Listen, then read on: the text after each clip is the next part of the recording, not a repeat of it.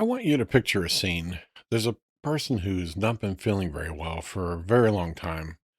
And this person, she reached out to her tribe and said, please help me with the energetic imbalance I have. And so the tribal elders and the entire village get together. And what they end up doing, they do some praying over her.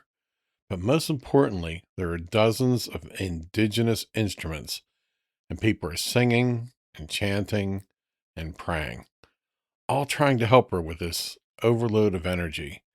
And by the end of that ceremony, that person's starting to feel better. And then for the weeks afterwards, she keeps getting better until she reaches a full recovery. I want you to hold on to that image as we go further into today's episode, because we're going to talk about how sound has affected people in an energetic way for centuries.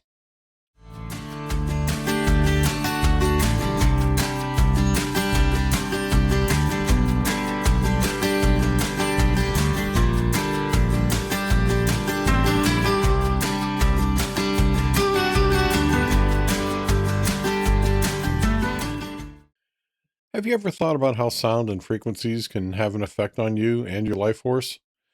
We're going to talk about several examples and some research that I'm currently involved in. Welcome to today's episode of Mystical Journeys with Jase. All right, let's start with this. It goes back further than you think. Now, a lot of people think that sound healing is some kind of new age trend, something that showed up in the last 20 or 30 years alongside crystal bowls and spa music. But here's the thing. Sound as medicine is one of the oldest practices in human history. We're talking thousands of years. And there are some very serious, very credible people who figured this out long before anyone was selling tickets to a sound bath. Let's start in ancient Egypt. The Egyptians believed that sound was a fundamental force of creation itself. Their priests used vowel sound chanting in sacred ceremonies, specific tones, in specific sequences, because they understood that sound could move energy. There are hieroglyphic records showing that healers use music and toning as part of their medical practice. The Egyptians weren't guessing at this. They were applying something that they had observed to be true. And then we move on to ancient Greece. And this is where it's going to get really interesting because now we've got some names you probably recognize. Part two: Pythagoras, Plato, and Aristotle, the philosophers of sound. Pythagoras, yes, same guy from your geometry class. He's one of the first people in Western history to document the relationship between sound, mathematics, and healing. Around 500 BC, he developed what's called musical medicine. He believed that the soul fell out of harmony and that specific music intervals could restore it.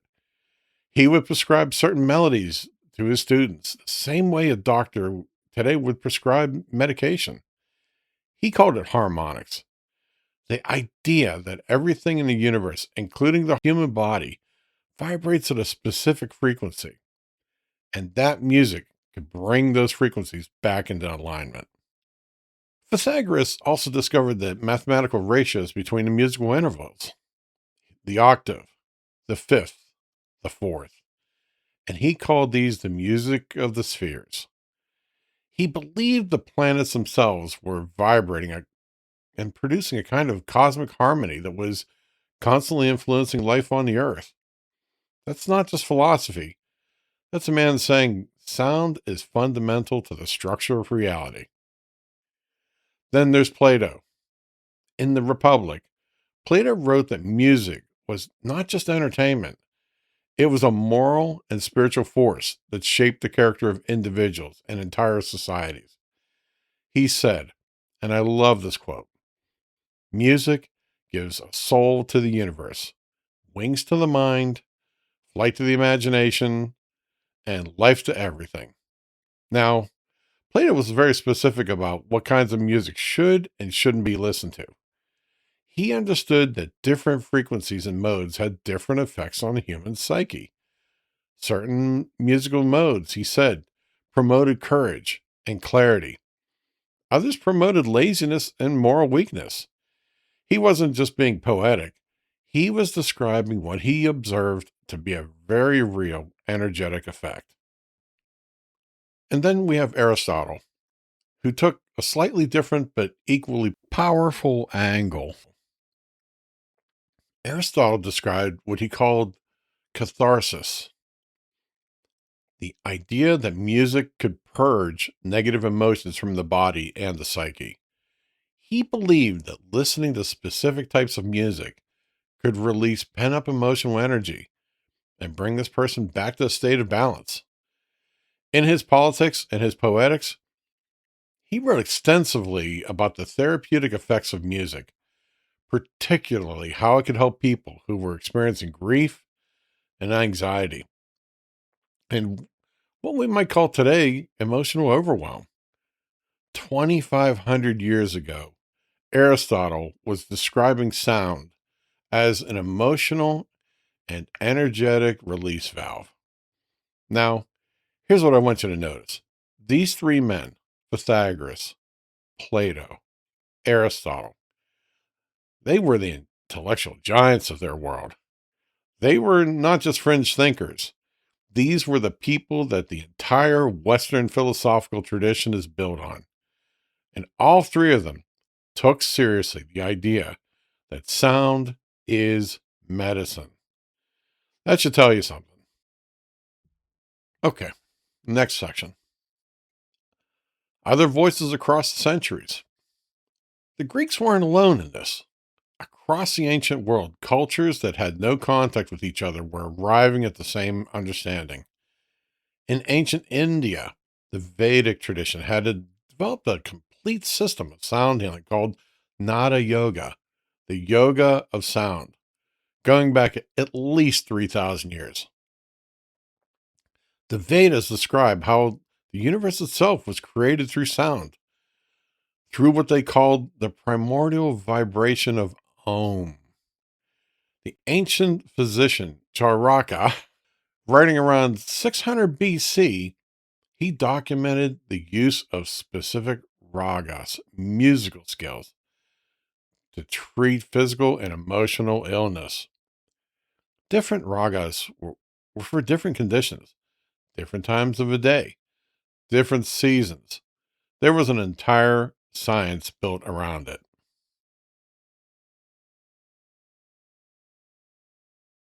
In China, the Yellow Emperor's Classic of Medicine, one of the oldest medical texts in existence, going back around 2600 BC, describes how five musical tones correspond to the five organ systems of the body.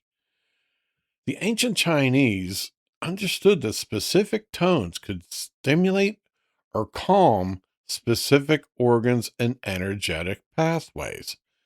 This became the foundational part of traditional Chinese medicine. And also in the Islamic Golden Age, the Persian physician Avicenna, who is still considered one of the great fathers of medicine, he wrote in his Canon of Medicine that music had a measurable effect on the pulse, the temperament, and the emotional side of the body. He used music as part of his treatment protocols in the 11th century. He's not a fringe figure. He's someone who shaped the entire course of medical history. And we can't forget the Australian Aboriginal people who've been using the didgeridoo, one of the oldest wind instruments on earth, for healing ceremonies for at least 40,000 years. Modern researchers have now documented that the sound frequencies produced by the didgeridoo align closely with what we call today infrasound. That's frequencies that penetrate deep into the body's tissues. The Aboriginal people did not need a laboratory to figure that out. They paid attention. All right, part 4. The shamanic tradition, spirit calling songs, and the power of vocables. Now, I want to spend some time here talking about something that's very close to my own work. Because when we talk about indigenous sound healing, we have to talk about the shamanic tradition specifically. And one of the most powerful tools is the spirit calling song. In shamanic traditions across North America, Siberia, Central Asia, and South America, the shaman has what is called a personal power song. Sometimes it's called a spirit song or a spirit calling song. This is not a song that you learn from a book or memorize from a teacher. This is a song that comes to you. It might come in a dream, during a vision quest, or in a deep ceremony. It's given to you by the spirit world itself. And once you have it, that song is your direct line of communication to your helping spirits. The shaman uses that song to call in their spirits, to open the channels of communication between the ordinary world and the non ordinary world. The song literally changes the energetic field. It shifts the frequency of the space around it. And within that shifted frequency, healing can happen in ways that have nothing to do with the physical body in any conventional sense. Now, here's where it gets fascinating for a lot of people who come from the outside the indigenous world. If you've ever been to a powwow, and I hope many of you have, you've heard vocables. Vocables are the sounds you hear the singers are using that are not recognizable words in any language. You might hear something like hey ah hey ah hey ah hey oh, things like that, or sounds that are just repeating patterns, but don't translate into anything you'd find in a dictionary. A lot of people outside the tradition assume they're just filler sounds, like musical syllables without meaning. But that's not what's happening at all. Vocables carry vibration and spiritual meaning that operates outside the verbal language. They are direct transmissions. These frequencies that bypass the thinking mind and go straight to the energetic and spirit body. The elders I've sat with over the years have been very clear about this. The vocables are the language of the spirit world. You're not supposed to translate them. You're supposed to just feel them. When those singers are gathered at the drum at a powwow, they're all singing together. What you're witnessing is a collective act of sound medicine. The drum itself, which the indigenous traditions often call the heartbeat of the Mother Earth. It's holding a steady pulse that entrains the nervous system. And the voices layered over top of that drum, those vocables, those spirit sounds are doing something to the energy field of every person in that circle, whether these people understand it intellectually or not. I've been in ceremonies where someone comes in carrying a lot of pain, physical, emotional, spiritual. By the time that the singing is over, something has genuinely shifted. That's not just a placebo. That's the sound doing what it's always done in the hands of people who've understood its power for thousands of years. All right, next section. What modern science is finally starting to confirm. Now, I'm not someone who needs science to validate what I've witnessed in ceremony, but I do think it's worth knowing that the modern research is starting to catch up to what the ancestors already knew. One of the people I'd like to highlight here is a man named Don Campbell. If you've ever heard of the Mozart effect, that's his work. In 1997, Don Campbell wrote a groundbreaking book called The Mozart Effect, where he pulled together a massive body of research documenting how music, and specifically kinds of just classical music, could enhance cognitive function, accelerate healing, reduce stress, and support people recovering from strokes, learning disabilities, and emotional trauma. He wasn't a French teacher. He was a serious music educator and therapist who spent just decades applying sound internationally in clinics, therapeutic settings. But here's a piece of his work that I find particularly compelling, and I think you will too. Don Campbell drew attention to something that researchers had been quietly noticing for years. Symphony orchestra conductors live unusually long lives. We're talking consistently until their 80s and 90s, well beyond what you would expect statistically. And the question everybody started asking was, why? Think about what a conductor actually does. They stand at the front of a room full of live music for hours at a time, their entire body engaged, arms moving, breathing deeply and rhythmically, completely absorbed in sound. They spend their entire professional lives in an intimate relationship with music, decade after decade. And the research suggests that this constant body immersion into sound, the rhythmic engagement, the deep breathing, the emotional and energetic attunement, it's doing something. It's definitely doing something profound to the physiology.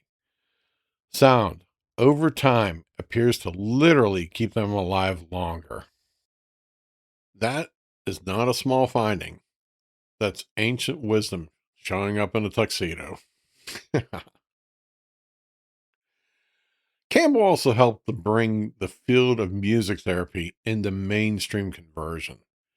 Music therapy today is a legitimate, credentialed clinical practice used in hospitals, rehabilitation centers, schools, mental health settings.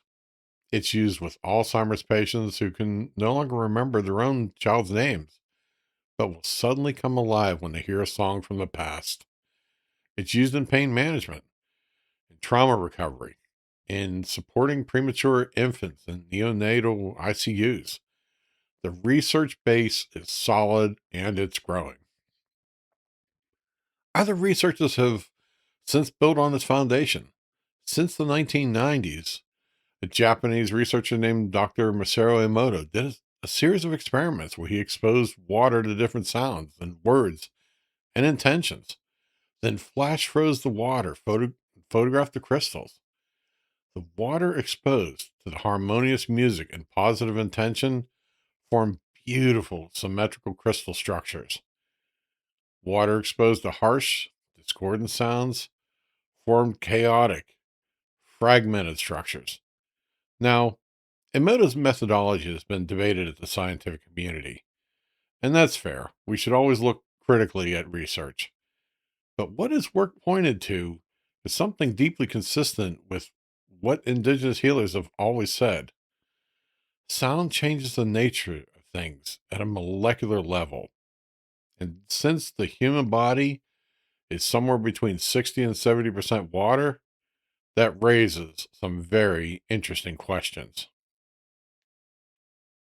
More recently, researchers have documented what's called binaural beats, a phenomenon where playing two different frequencies, one in each ear, causes the brain to produce a third frequency that corresponds to specific brain states. Meditation, deep sleep, heightened focus, relaxation. There is peer reviewing research on the use of singing bowls and tuning forks. Just they reduce cortisol, the stress hormone of the body. The science is still catching up, but the direction is clear. Sound is not something that you hear. Sound is something that's happening to your whole being. All right. Well, let me talk a little bit about the research I'm working on. About 20 years ago, I got involved in doing some research on sound and its effect on people. And the reason I got into that research was basically from many of the things I'd talked about up above. I always was very fascinated by the sound and its effect on people. Some of the research I got started on has to do with analyzing a person's voice. And when you analyze their voice, it can show you different things that are definitely going on in their body. Most people never take a look at that. Your voice is a reflection of what's going on with you. Your voice can be similar to acupuncture or kinesiology, things like that, because it can give a reflection to this. Now, I've met several people over the years who've done this research, and I do mean probably about 8 or 10 of them now. And pretty much all of them, they've all talked about the same thing. Your voice contains all of the tones that you need to help your body. And when these tones that your voice isn't producing, it can actually create disharmony in a person's body. If you've ever noticed, and I'll use a famous person as an example, there was a public speaker who commented a lot on politics. I remember the day that his voice had suddenly changed. Now, don't get me wrong, I didn't listen to him too often, but I've always had a really good ear for remembering people's voices. And one day, his voice had changed in such a drastic way. He dismissed it. He argued with all of his listeners. Well, guess what? About 6 months later, he ended up passing away. And yes, he died of cancer. Now, I'm not saying just because your voice changes that something major is going on, but what I am saying is when you start to hear a person's voice begin to break down, it would be a good idea to start paying attention to their health, especially yours as well. Because remember, your whole body is a reflection of itself. And that reflection, if it's missing certain things in certain areas, it's telling you something. If the areas of your feet are hurting, it's telling you something. Areas of your hands that don't feel well, areas in your voice, they're all joined together in different ways. The body is always speaking. We just have to learn how to listen. And if you're interested in some of the research I'm working on, feel free to look me up on the website. I do some really interesting things with voice analysis. Check it out when you get a moment. All right. Let me just go ahead and leave you with a few things here.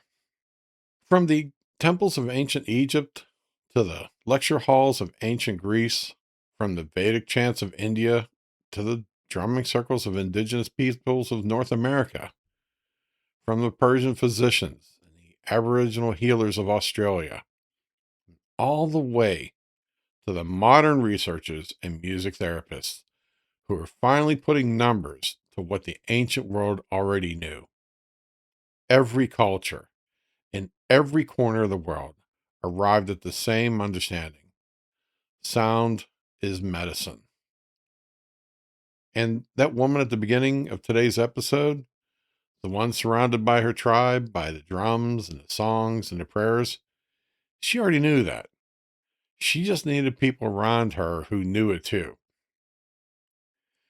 If any part of today's episode resonated with you, I'd love for you to share it with somebody. Do the copy, do the paste, because there are people who do need these things. Leave a review if you feel moved to do that as well. It genuinely helps the show and reach more people. If you want to go deeper into this and work with me personally, head over to mysticaljourneyswithjase.com. Let's talk about what that might look like. Feel free to like and subscribe, and it definitely helps the channel. All right. Until next time, keep your energy clear, keep your frequency high, keep walking your path, and I'll see you in the next part of this journey. Thank you.